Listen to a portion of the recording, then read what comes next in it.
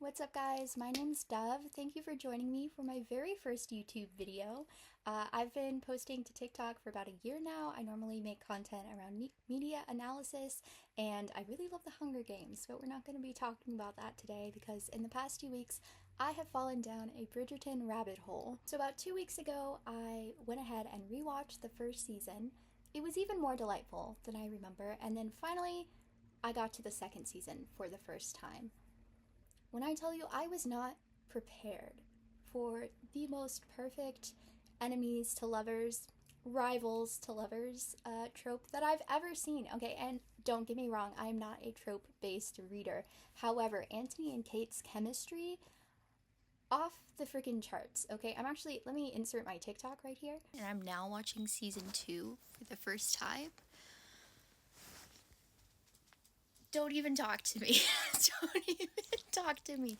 I am salivating over Anthony and Kate. Are you kidding me? Thoroughly enjoyed season 2, and one of my followers on TikTok told me that I should watch Queen Charlotte because that was their favorite of all of the available Bridgerton shows to watch right now. So I did watch Queen Charlotte. They warned me. They warned me that it was going to break my heart, and I did not. I wasn't prepared. Okay, let's roll that clip. I did not take your comment seriously enough. What the fuck, dude? So after quickly cycling through all of the available media on the topic, I didn't have enough, okay? I needed more. So what better to do than to go ahead and dive into the book series?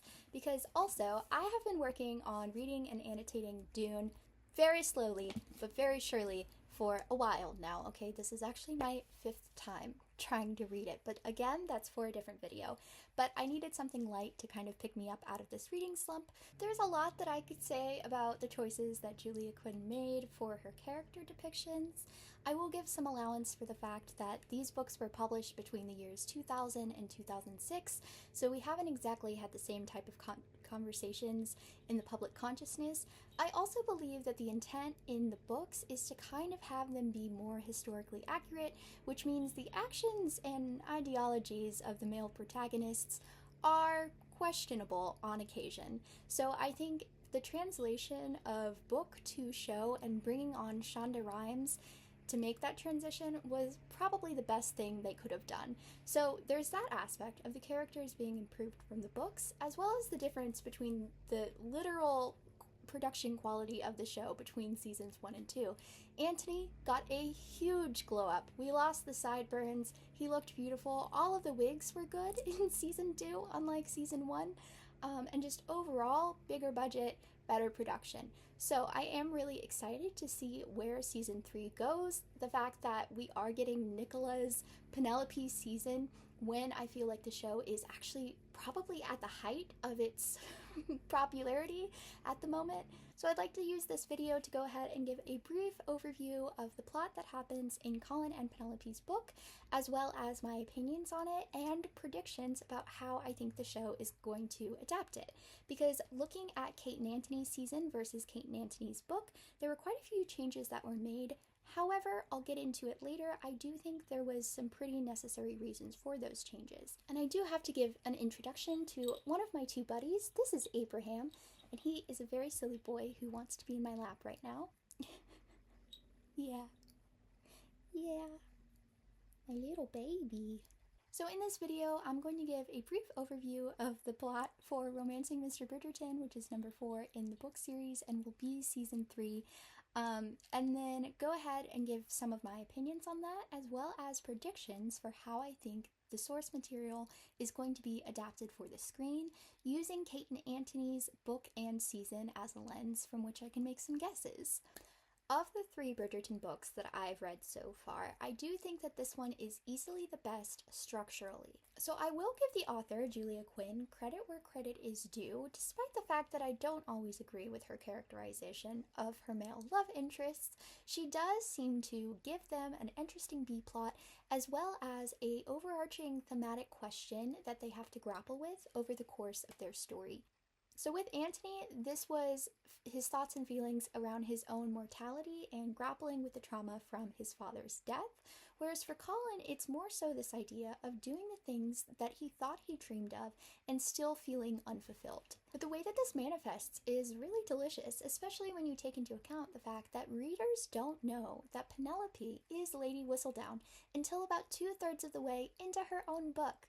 That means we get to be inside of Penelope's head, and yet her secret isn't revealed to us until Colin finds out. So later in the book, when Penelope kind of accidentally on purpose reads a bit of Colin's travel journals and realizes that he's a good writer, she encourages him to pursue writing and publish his journals as memoirs, which is something he had never even considered before Penelope brought it up.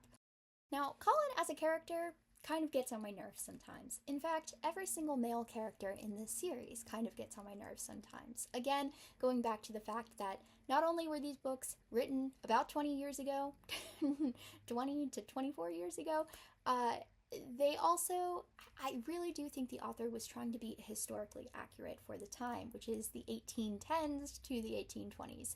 I don't think this makes good, morally upright male characters, because if they're, acting the ways that men did at the time, obviously problematic.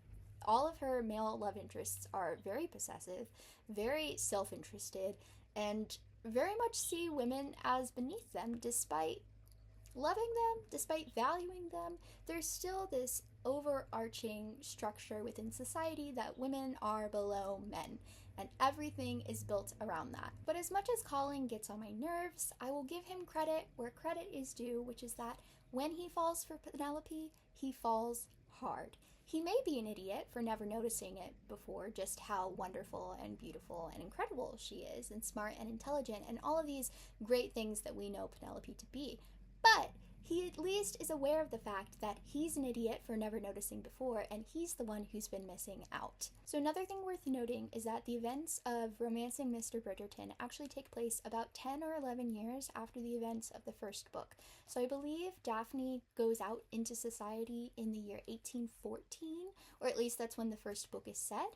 This happens in 1824, so it's been a full 10 years since the initial appearance of Lady Whistledown, and 11 years since she met Colin. So in the book, Penelope is in her late 20s. I believe she's 28, and Colin is in his early 30s, 31, 32? I could be wrong.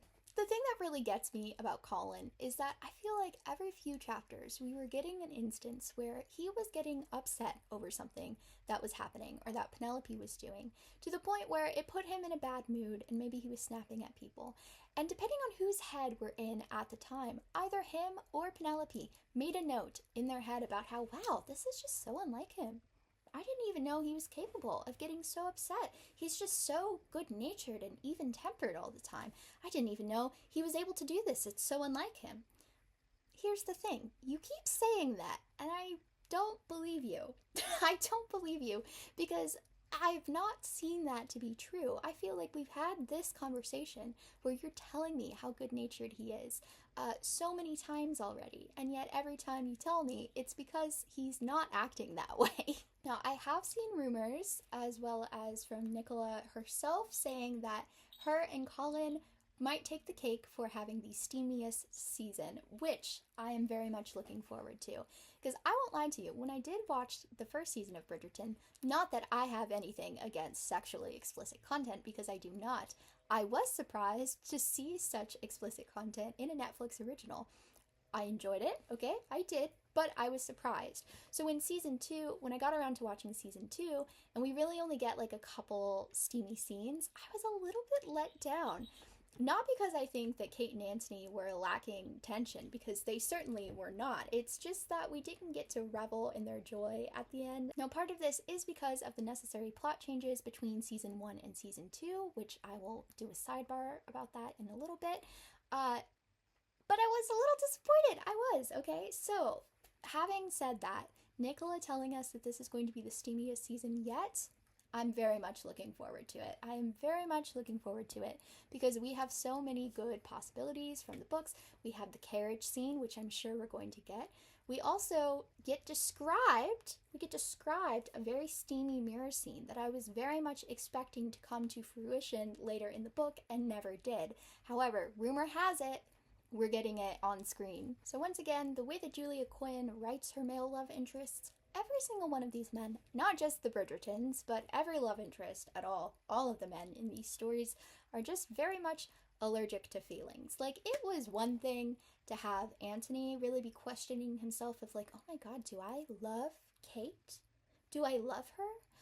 Maybe. Oh my gosh, if I do, we can't have that, because that's his whole thing, right? That makes sense to me because his whole situation that he's having to overcome is the fact that he is so convinced that his death is imminent and he needs to get his family set up for when that eventually happens, because he doesn't want to put his family into the position that he was in, where his father suddenly died and he had to step up to the plate in a way that he wasn't necessarily prepared to do. So it makes sense to me that Anthony had a hard time accepting that he did in fact love Kate. However, Colin having a hard time accepting the fact that he loved Penelope? What's wrong with you? So I find it really hard to sympathize with him when he's there like, oh, am I maybe in love with Penelope? Yes, you are, you big dummy. And why are you so afraid to admit it? Now, is Colin as a character kind of problematic? Yes, but everyone in these books, I should amend that. Every man in these books is, again, going back to just trying for historical accuracy. So it makes him incredibly overbearing and possessive when he does find out that Penelope is in fact Lady Whistledown. But I like that we don't really just leave him there to go ahead and wallow in his anger and feel justified in it. He does feel justified in it for a while, but I like the fact that over time he comes to the realization that it's not so much that he's angry at Penelope for having been Lady Whistledown and not telling him, or even having been her and put herself in such a, I guess, dangerous position in the first place. It's not that he's angry, it's that he's jealous and he's angry at himself for being jealous. Because again, Colin's whole problem that he has to deal with internally throughout this book is the fact that he doesn't feel fulfilled in his life. But when he realizes that Penelope has a life's work, she has something to point at and say, this has been my purpose and this is what I have to show for it, he's jealous of that. Because he has spent his entire life running away, doing this thing that he wanted, to go traveling and thinking that it was going to bring him some type of fulfillment. And yet, as he's been all over the world, he's never really found what he was looking for. So later in the book, when he does consider actually publishing his journals as travel memoirs, just like Penelope suggests, I really do like how much he is able to sincerely value her advice and opinions as a writer, because despite the fact that he has some choice words to say about the concept of her being Lady Whistledown at all, he can't ignore the fact that even if nobody knew who Penelope was, she has a devout following. She has people who want to hear what she has to say, and in fact are upset when they no longer get to hear what she has to say on a 3 times weekly basis. Because for the past 11 years, she's been dealing with the entire Lady Whistledown business primarily on her own, with the exception of the one man who convinced her to get started in the first place and had some early savvy business ideas and did some coordination. But he's been dead for a few years and she has continued to carry that torch alone, keeping a secret from literally everybody you know and love for 11 years, particularly when it's such a huge and pretty public-facing secret, has to take a toll on a person. And I like that Colin is able to understand the weight of that and value what she has learned from that experience and any wisdom that she's willing to impart. But I think the best part of this book for me was the friendship that builds between Penelope and Lady Danbury over the course of this book, who are both women that people try to avoid in the circles that they run in. Penelope, just because of the fact that she's kind of a wallflower and people don't think about her enough to even hold an opinion, other than the fact that, oh, she was pudgy back in the day, which we don't even need to get in on the fat phobia yet. But they avoid Lady Danbury because she's always going around hitting people with her cane. She has very strong opinions. She's generally an unpleasant, overbearing woman. But the fact that her and Penelope become friends is really heartwarming to me. So when Lady Danbury offers a prize for anybody who can unmask Lady Whistledown, this of course becomes a topic of conversation, and I like the fact that when Lady Danbury asks Penelope specifically who she thinks it is, she obviously can't say it's herself, so she tells her that she thinks she is Lady Whistledown, that Lady Danbury is Lady Whistledown, knowing damn well that she is not. And it's this type of nerve that actually is what makes Lady Danbury like and respect Penelope so much, because she's real when everybody else is just trying to play a part. Not that Penelope is open with her realness, but she is in a way now, isn't she, with the fact that she has been publishing for so long.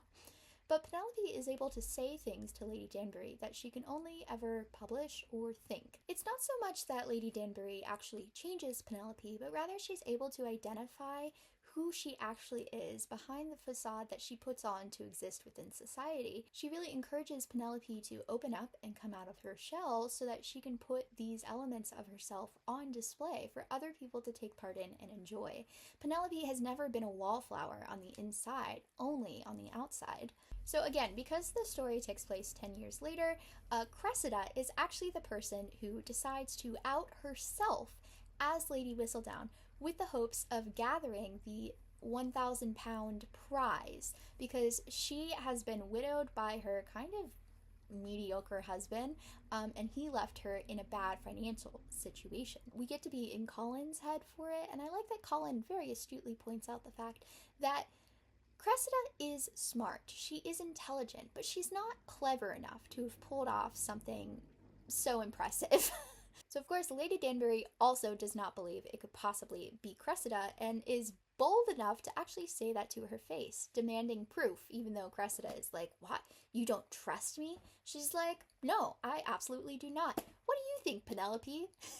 And Penelope decides to actually share what she thinks and says, "It would break my heart to think that it's been Cressida this whole time." And again, you get to be in Colin's head for this, and he actually describes her sharing this opinion as changing into a different woman than the one that he's known. And it's not so much that this is a new person, but it is a person that she hasn't shared with the world before. But it's this specific phrasing that then Cressida uses as ammo when she confronts Penelope a couple weeks later, trying to blackmail her into giving her not just the £1,000 that Lady Danbury was offering, but £10,000, with threats that otherwise she would expose Penelope as Lady Whistledown.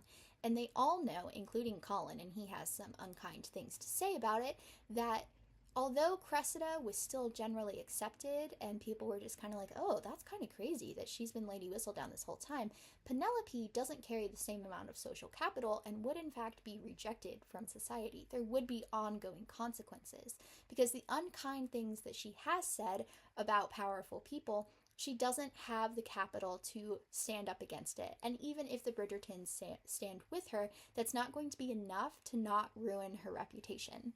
So just for reference, I looked up a British pound inflation calculator, and £1,000 in 1824 would have been £90,880 in 2024. So £10,000 would be over £900,000 in today's money, which is, let me see the equivalent of that in dollars, which in US dollars would be $1.14 million. So Cressida is trying to blackmail Penelope out of over $1 million, which, by the way, Penelope doesn't even have. I'm pretty sure she has like around 8,000 some pounds, which is a lot, to be sure, but Cressida is literally asking for more than she's worth. So anyway, Penelope can't really see a way out of this. She's dreading telling Colin. She does tell Colin, and he goes into Bridgerton protector mode and decides that he's going to figure out a way to fix it. He runs over to Antony. They have a ball that night, of course, because timing is always impeccable.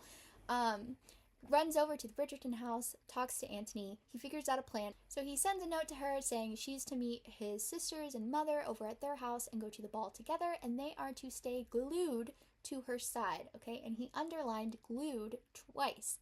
All of the Bridgertons have something to say about that. What could it possibly mean? What's going on? So this grand plan that Colin ends up coming up with between putting all of the Bridgerton brains together is, why don't we just get ahead of the curve and, Penelope, why don't you just take credit for it? As if that wasn't something he was vehemently against a few chapters ago. But it isn't until this final scene, which is actually a really sweet speech that he gives, that we finally get an example of this idea that Penelope has had about Colin the whole time, which is that he always knows exactly what to say, despite the fact that he has spent the entire novel very much saying the wrong thing most of the time. But he gets up in front of everybody, he makes this very sweet speech about just how much he loves his wife and how incredible she is and how wonderful and smart and funny and intelligent. And you guys all know that too, because by the way, she's been Lady Whistledown this whole time, which is quite a reveal. I have to say, I think the late reveal was better. I think I like how they reveal Penelope is Lady Whistledown in the books more than I do the show. I don't know that revealing her at the end of season 1 was the move. I'm gonna be really honest with you. So anyways, that was kind of a recap of the plot of the book. Now let's talk about some of my predictions for what they're going to change for next season, because some of the things that happen in that book aren't going to make sense. For example, the book takes place 10 years after the events of the initial Bridgerton series. So like, not the series, but I mean like season 1, season 2, right? So this is supposed to be happening in the 1820s. I very much do not believe that they are going to make that kind of time jump. It might be a year or two. Certainly it's not going to be 10 years. So, actually I don't think it'll be a year or two either because of where things were left with Eloise, but that's neither here nor there. So, I don't know that there's going to be an extortion plot with Cressida, because the reason that Cressida does this to begin with, why she reveals herself, is because she needs the money, because she's been widowed by a man who left her in dire financial straits. However, Cressida in the show very much is not going to need that money. There also isn't enough lead up or enough time to establish Cressida as big of a villain as she is, because yes, we've seen her be mean to Penelope and others in the show, but Penelope has like 10 years of absolutely grueling insults from her and just really unkind things. And I know we all hate Cressida, but I just don't think there's going to be enough weight for Penelope to be able to disgust her, like to be so disgusted by the fact that she'll take credit for it. I just don't think that's going to be able to translate on film, so I don't think they're going to do it. Also, in the books, there's no Queen Charlotte character, okay? Maybe there is later, but certainly not in the first few. So I think instead what's going to happen, because the Queen has also kind of taken on the role of Lady Danbury in this instance. She's the one who wants to unmask who Lady Whistledown is. But it's not so much just because she's curious. It's because she wants to have them on her side, to have her in her pocket, because she understands the value and the social capital that she has over the ton. But we end season 2 with Queen Charlotte thoroughly believing that Eloise is in fact Lady Whistledown and kind of trying to blackmail her into doing some stuff, right? So I think what's going to happen instead of that entire thing is that the Queen is going to be all of the things, okay? Like, because she's wrong about Eloise. Straight up, she is wrong. She's going to find out that she's wrong. But I think whatever it is that goes ahead and gets Penelope out of this situation that she's put herself in, I think the Queen is going to be behind it. And no matter what happens, she's going to pretend that this was all part of her plan. She's going to take credit for anything that happens and acts like she was on the inside the whole time, even though this is very much not the case and Lady Whistledown has escaped her grasp this whole time. So it wasn't really brought up until the second epilogue, which, as a side note, so after the fact, the author Julie Quinn went back and wrote second epilogues for all of the books. They are hit or miss, okay? Thoroughly enjoyed the second epilogue for Kate and Antony's book. It was literally just like I don't know how many pages. I was listening to the audiobook at like 1.7 speed, okay? So it was a 30-minute 1.7 speed chapter of just like their little croquet game that isn't called croquet. They call it something else. That was absolutely delightful. It was just like fun sibling antics. Okay, thoroughly enjoyed myself. I was expecting then to go ahead and enjoy the second epilogue of Penelope's book. I did not. I'm going to be real honest with you. That was character assassination to Eloise, okay? So Eloise, in the final ball scene, she's one of the people who's supposed to be sticking to Penelope like glue. He underlined it twice, okay? But midway through the ball, she mysteriously disappears and isn't really seen again. So, incidentally, because she takes this opportunity to run off with some guy who is not the cute print shop guy, okay? He's some, like, mediocre man. I don't know. I haven't read her book yet, and honestly, I'm kind of turned off from it because of how much I hated the second epilogue. She becomes the very last person to know that Penelope is Lady Whistledown. Although, so the epilogue, they like go to her wedding or whatever, and Penelope is like, she doesn't want to tell her until after her wedding because it's supposed to be about her. But this whole time, turns out Hyacinth told her like a couple days before, or like earlier that morning or something. So Eloise literally knows and is just like letting Penelope squirm and like feel bad about telling her. But she's like so just kind of like, okay, all right. Hated it. I hated it. But but obviously that's not going to happen in the show, because if anything, Eloise is kind of the only one that knows Penelope is Lady Whistledown at the moment. So I think instead of Eloise just immediately running off with her man, I do think that the focus of the show, the B plot, is going to lean more heavily on mending Penelope and Eloise's relationship, because clearly the show has taken a different direction with Eloise as a character. She's much more substantial and has actual thoughts and feelings and emotions and personal drive. Also, Eloise spends a good portion of Penelope's book kind of absent from all of the social gatherings because she has been sick, although Lady Bridgerton points out that Eloise never gets sick, and for some reason she seems to be ordering a lot of food up to her room, and the plates are always empty when they're returned. So I think that instead of Eloise being sick and using that as a way to like kind of avoid things, I think instead it's going to be this excommunication from Penelope. She's going to feel so betrayed that there's obviously going to be a rift. So Colin very much does apologize to Penelope in the book a little bit, but I think for the show, again, he's going to get the Antony treatment, so he's going to get a huge glow up. But I think instead of having Colin like kind of apologize and then Penelope also apologize in order to like mend things and get them together, I think that Colin is going to have to do a lot more groveling because of the fact that Penelope is going to be so focused on mending that relationship with Eloise. She's going to be like, boy, bye, I don't have time, I have other fish to fry. So I think also, I heard that the actress who plays Daphne is not going to be returning this season, so I also think instead of Colin going to Daphne to seek counsel as he does throughout the book, he's going to be going to Francesca instead, because I don't think he would go to Eloise, because Eloise is still like, she's not going to be wanting to talk about Penelope, right? So I think they're going to go to Francesca. But here's the thing, I forget that Francesca exists. Okay, she's never around. I don't think she has said a single line in any of the books that I've read, okay? Even when, like all of the Bridgertons are together at a ball that Daphne throws in, I believe, the second book with Kate, I think it's in Kate and Anthony's book. Lady Bridgerton literally makes a comment about how wonderful it is to have all of her children together. Francesca? Not mentioned, okay? I forget that she exists. So I think because we're going to have to care about her at some point, this might be when they decide to cast her and build this relationship with Colin, so that when we get to her season, we actually kind of care about her. Because we've seen Hyacinth and Gregory. Maybe we've seen Francesca on screen, but she does not. She is the most background character of background characters in the book. Literally, Kate's dog is a bigger character in the books than Francesca Bridgerton, okay? So as for like intimate scenes, obviously we have to get the carriage scene. It's gonna happen. We're gonna get it. We're getting the mirror scene, okay? I'm just saying, I don't think they would. Number one, Nicola has been saying rumors about mirrors, right?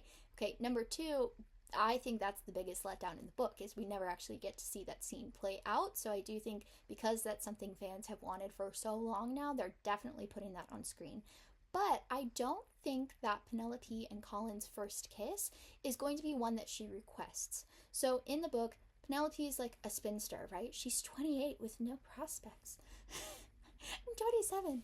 I have no prospects and I'm a disappointment to my parents, okay? So Penelope is, in the books, a spinster by this point. She's 28 and she's literally acting as Felicity, her youngest sister's chaperone to events because her mother is too ill. I don't know, kind of unclear what's going on with her mother, but she's just kind of not in public these days. But she assumes that the only reason he accepts this and does it is out of pity, not out of attraction. Of course, this is not the case, and Colin surprises himself with realizing how much he wants her, because, surprise, Penelope is wonderful and beautiful and lovely, and y'all are dumb for never realizing it. At least you know that, Colin. I don't think that's going to happen in the show, though, because, again, she's not older. She doesn't have, like, a internal motivator other than the fact that she likes Colin, but at this point, she's going to be too shy to ask for something like that. I very much think that Colin is going to be initiating it.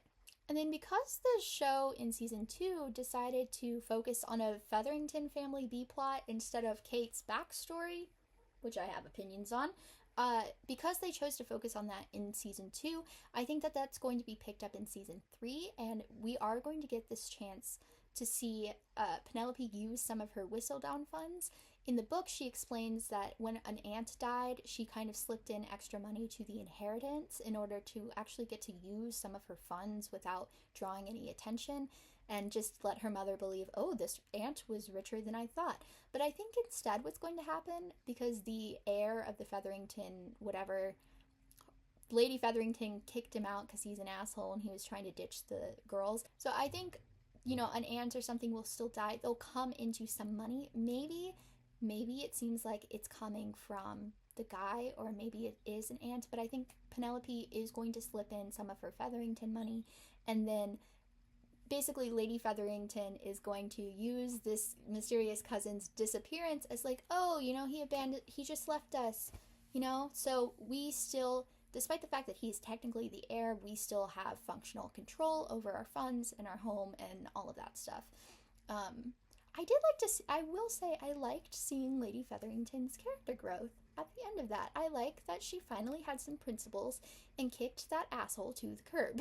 So those are my predictions just based off of reading, but the trailer dropped literally this morning, so I'm going to watch that right now and see if my opinions change / give you guys a reaction. So let's go. Okay, so I have my other computer right here. I'm recording this in photo booth because I don't have anything else to use right now. Oh my god! Okay. London's fashionable set has made its return, and it seems that our bon ton is moving with the changing tide. So too is this author. I cannot live at home any longer. Under what foreign sun did you apparently get so sturdy? If a husband is what you seek, let me help you. Are we all friends? Friends. I should like to see your skills as they are first. I will not be angry if you found me to be a lost cause. You must not say such things. You are Penelope Featherington, do not forget that. Author knows to be true is that diamonds are not the only gems that sparkle. Green.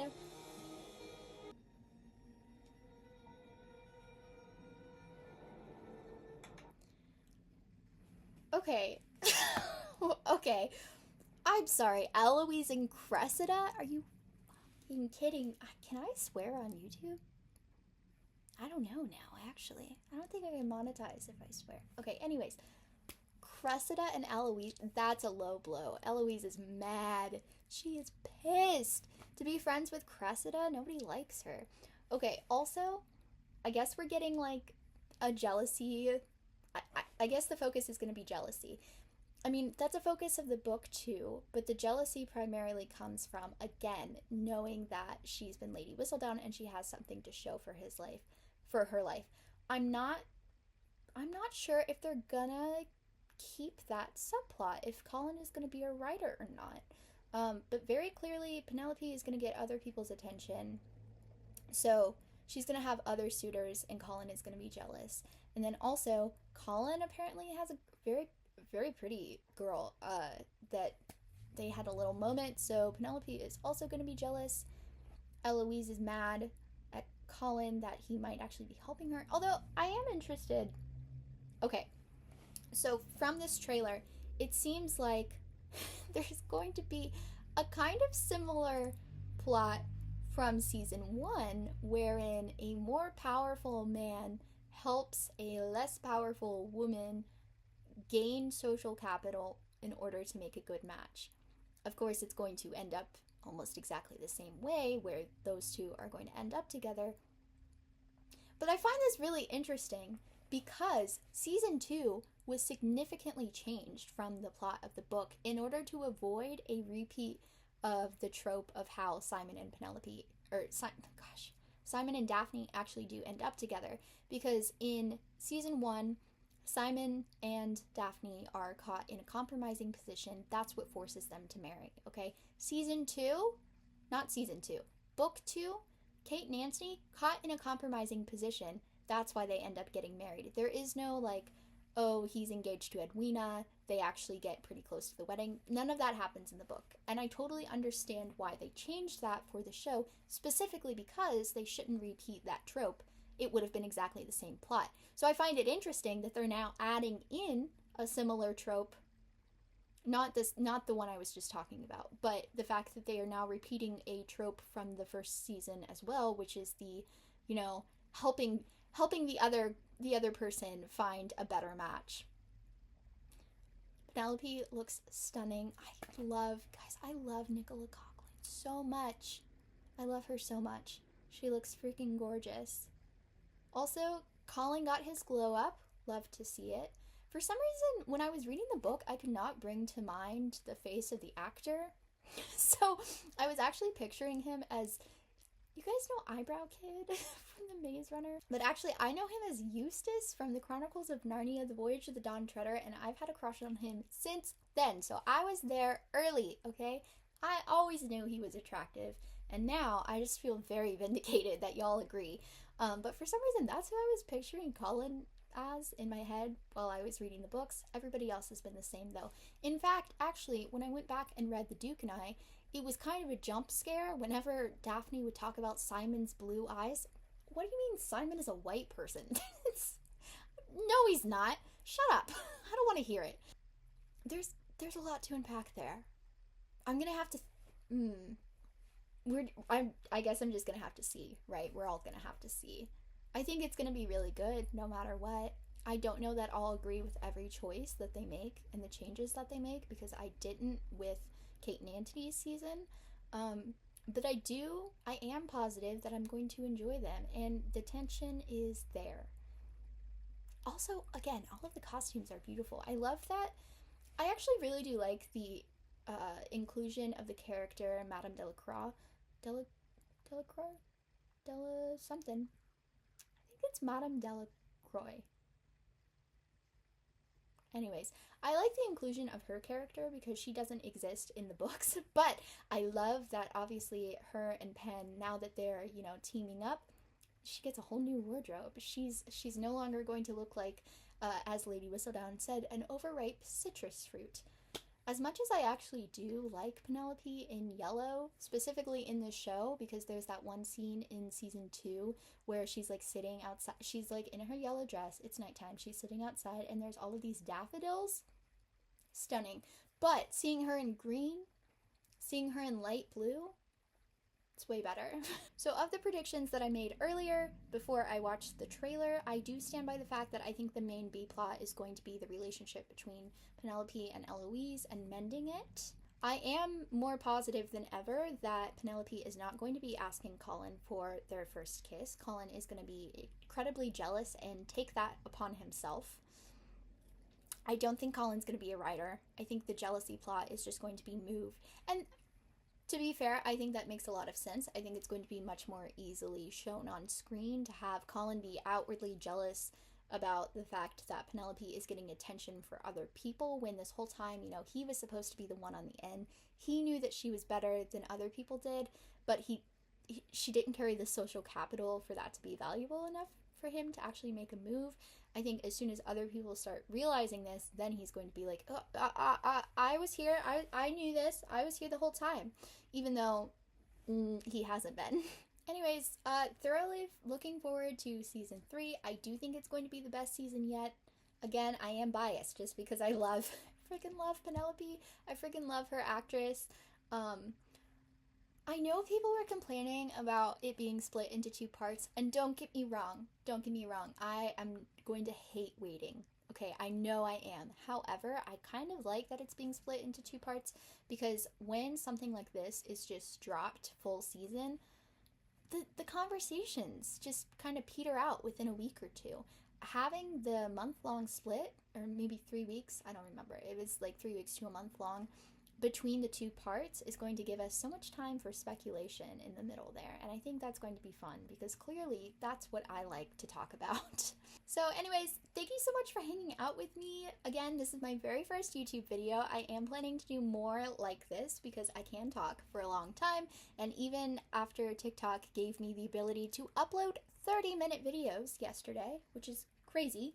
Nobody's going to listen to me for 30 minutes on TikTok, but you guys on YouTube were primed for longer form content. So thank you for hanging out. Please hit like and subscribe and all of those other things that established, real YouTubers tell you to do, because listen, I wasn't a TikToker until I was, so I guess I'm not a YouTuber until I am. Give me a follow, give me a like.